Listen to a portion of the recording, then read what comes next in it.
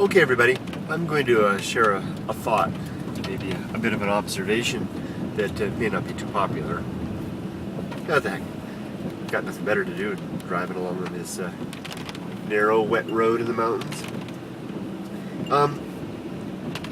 Everybody knows that Japan is a pretty traditional place, and the roles of men and women are pretty distinct, especially so with the older generations.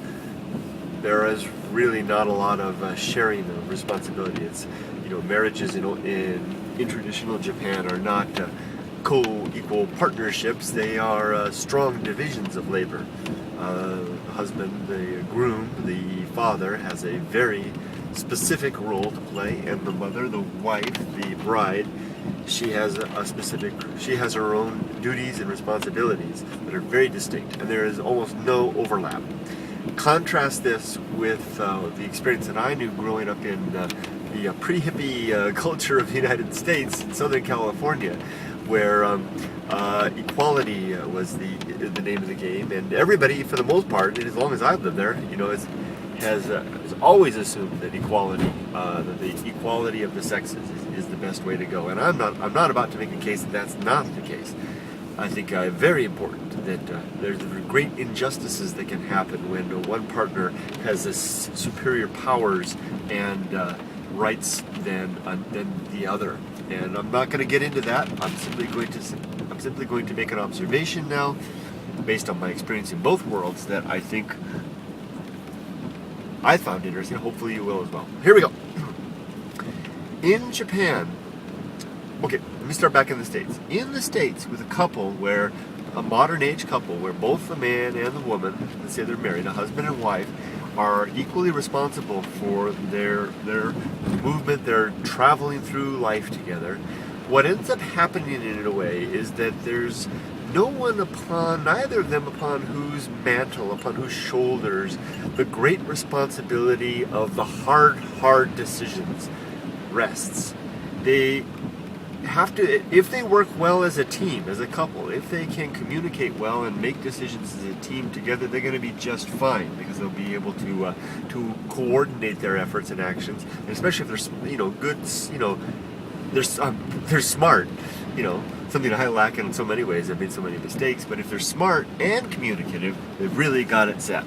What often happens, though, is that it's pretty rare for people to be good communicators in so many capacities, and a lot of people have a lot of deficiencies when it comes to looking ahead at the world. I have made so many mistakes in my life from failing to see far ahead that the list could go on. So what happens is, if you have the case of the two that have come together where they share the responsibility, it's really easy in some ways for each of them to neglect the hard decisions, kind of with the idea in mind that the other person might be responsible. The other person might make the decision. I know I've done that with my wife.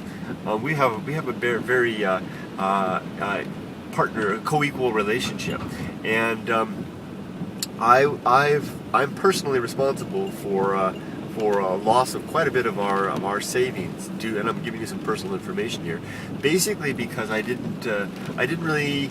My wife's smart with money, and I kind of relied on her to take care of things. And the reality is, she's better with household budgets and the like, and not so good with investments and savings and all that kind of stuff. So basically my willingness to say, Yumiko will take care of it, and not communicate with her about it, to tell her that was the case, led to us losing a lot of money, a small fortune, in fact. Here in Japan, on the other hand, the man has always had the job of providing the roof over the heads of his family and protecting the family and securing their well-being. The woman has the role, as you guys know, of maintaining the household, providing for the creature comforts, and raising the children and running things. Now, what I've noticed in Japan is that responsibility, that huge weight of responsibility on the man's shoulders, is one of the reasons that Japanese men are so austere and stoic. You know, you meet these older guys, and they don't smile much. They don't joke around much unless they've had a drink or two. They don't fool around much, and they take work really seriously. And they one of the consequences of that, and I think this is a positive consequence, is that they see themselves as the one upon whom the responsibility lies for the family's welfare in terms of finance and security. And if there's a failure on that part, for example, if they do lose a significant part of the family fortune, there is no one to blame but the husband in many cases. And that's a serious, weighty responsibility. Now, if I try to apply this to myself, imagine that if I had been raised in Japan and I had been lucky enough to come upon a small fortune as I did in my work world at one point in my life. A lot of money came into my life.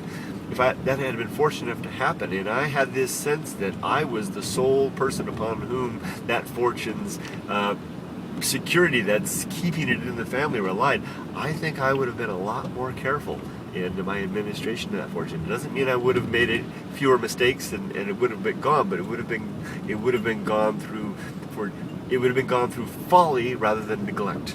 I neglected my fortune because I didn't see myself as the one responsible to protect it. There we go. I think then that in Japan, this strong division of labor, for the negative aspects it has in many ways, especially in terms of the subjugation of women that we are familiar with. However, there are some positive elements in raising the responsibility and lifting it onto the shoulders of one person or the other. In Japan, the raising of the children is the woman's responsibility. If a children grows up to be a delinquent or in some way bad, people look to the mom as the responsible party. And I'm not saying that that's true or accurate or the best thing, but in many ways, what it makes is the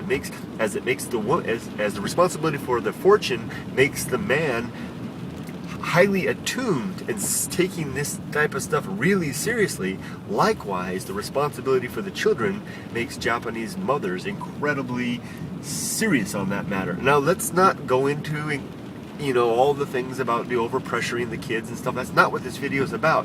And I'm not making this video to talk about being monster parents or the subjugation of women or the men that don't care for their families and work all the time. That's not what this is about. This video is purely and simply about a rarely talked about, at least in my experience, a rarely talked about benefit of the division of labor. Just as in a company, my dad used to tell me this all the time. He was an entrepreneur. He was a failed entrepreneur, but he certainly never stopped trying. He used to tell me all the time, every successful business needs a smart guy, a people person, and a son of a bitch. That's what he would always say. You need someone with some smarts, you need someone with the people skills, and you need someone who can be a bastard when the time comes.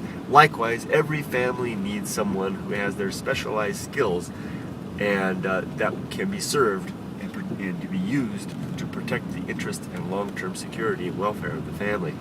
And I think that that's something that we can learn from the Japanese and apply to our families. You're an exception if you're one of those couples that has great communication and great smarts, then that doesn't apply to you. But I think that's a rarity. There you go, folks. Live long and prosper. Take care.